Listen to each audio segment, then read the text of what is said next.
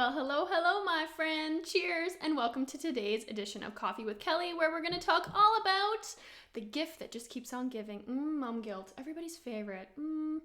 Except for not really, right? Except for not really. We're gonna work on that today. We're gonna get it handled. We're gonna get it handled. Coming right up.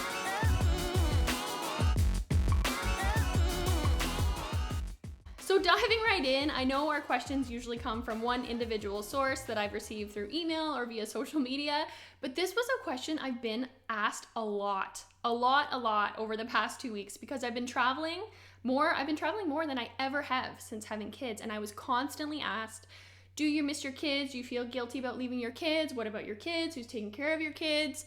I got asked it a lot. And you know what? My answer was always no.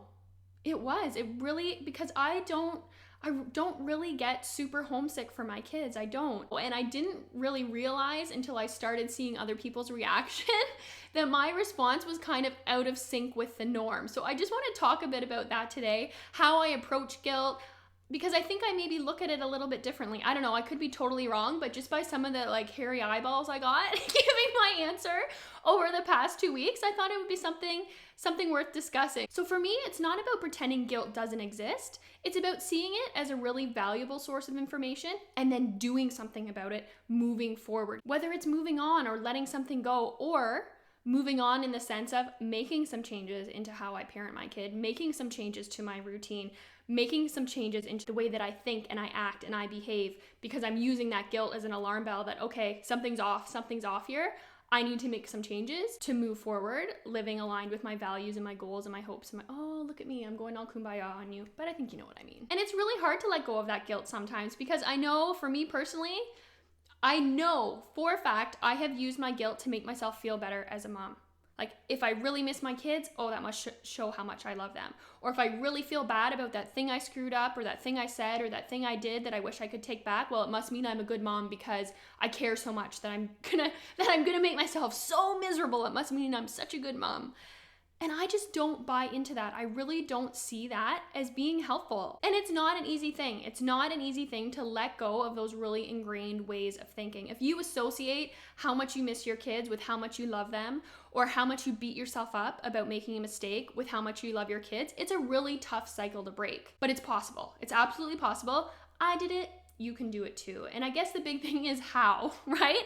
How to get to that point. And step number 1 for me was just acknowledging it, allowing myself to feel guilty. Just notice, okay, I feel guilty about that. I don't feel good about what just happened. And then secondly, whenever I'm feeling those gross feelings that I wish I didn't have to feel, but I know, you gotta feel your feelings, You gotta feel your feelings. I look at what the purpose is. Am I feeling this guilt as a way to make myself feel better? Is it like my security blanket, okay, you know what, Kelly, you made a mistake, but you're still a good mom because you feel really guilty? Or is it that alarm bell? Is that canary in the coal mine, so to speak, that, you know what, Kelly, this isn't working. This isn't working for you. It's not serving you. It's not serving your family. You need to make some changes, whether that's changing my schedule or changing how I speak to my kids or changing how I handle certain situations. Just kind of taking a look there and seeing, okay, what can I change? What can I change? Using that information to move forward positively and not being afraid to look in the mirror and say, you know what? That was crappy. What I did was crappy. What I said was crappy. And then instead of beating yourself up for it, take that energy and move it towards moving forward positively. Channel that energy into making the steps you need to make it right. Whether it's apologizing, whether it's cutting back on work, whether it's using your phone, it could be anything. Whatever it is in your personal situation, just having the guts to make that change. And I say guts because it takes guts to make these changes. These really ingrained ways of doing things, it takes guts. So give yourself some credit, You deserve it. Bottom line, change what you can change and let the rest go. I know I say it all the time, you just gotta channel your inner Elsa and let it go. That is the key to stopping the crazy making, stopping the endless feeling of being guilty 24/7 because you somehow didn't measure up to your own ideal, or you feel like you don't measure up to society's standards, whatever, barf, gag me, right? It's so gross. We all know it's gross, but we all do it to ourselves. Feel the guilt, change what you can change, and let the rest go. And I know it's probably oh, Kelly, yeah, sounds great, let it go. How the frick do I do that? How do I do that? I've been feeling guilty 24/7 about one thing or another since I had kids. Okay, here is how I do it. I look at it all from the viewpoint of just changing my perspective. I change the lens. I know, like, I'm all with my hand movements today. I change the lens of how I'm viewing the specific situation. So for going away, for me traveling a lot over the past 2 weeks, it would have been really easy for me to be like, my kids are gonna really miss me, and are they gonna get their book report on time? What are they gonna have for breakfast? And it's really easy to go down that route. It's just as easy if you make the decision to look at it through the lens of, wow, they're gonna have really dedicated time with their grandma and their aunt, time they never would have had to bond and build their connection if I was around. Wow, they're really gonna have a lot of time with one-on-one time with dad they otherwise wouldn't have had. Wow, they're gonna get to feel that excitement of, I'm getting excited just even remembering being reunited, right? The whole absence makes the heart grow fonder.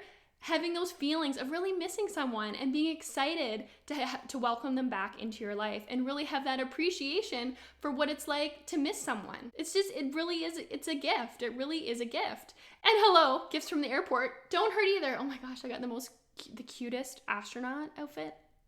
To die. Anyway, but when you can reframe your perspective, it makes a huge difference. So instead of looking for all the things that would go wrong or all the things you would miss out on, look for all the things you could gain, all the things your kids could gain, the relationship benefits for the grandmas or the dads or whoever's watching the kids. Look for the positive and you will be amazed at all the positive you can see. The key is just making that first step, giving yourself the permission to look for it. Like the biggest thing for me is just all the memories that they will develop that they wouldn't have had if I was there. All that special one-on-one time they wouldn't have had if I was there. Like, what a gift. So at the end of the day, I guess what I'm trying to say is it's okay to decide to let go of guilt. You don't have to bury yourself in the guilt of not measuring up to whatever crazy standard you have for yourself or society has for yourself. To allow yourself to go about living your life as a woman, as a person, or for the dads out there, as a man. Although, I don't know, I should have asked my husband this. I feel like he's probably never gotten asked on a business trip if he feels guilty about being away from his kids. I should have asked him, but I bet he wouldn't have been asked a lot as much as I was asked. I don't know, it's interesting. But it's okay to let it go. And you are a good mom. You are a good dad, period. End of story. You can travel. You can pursue your interests outside of your kids.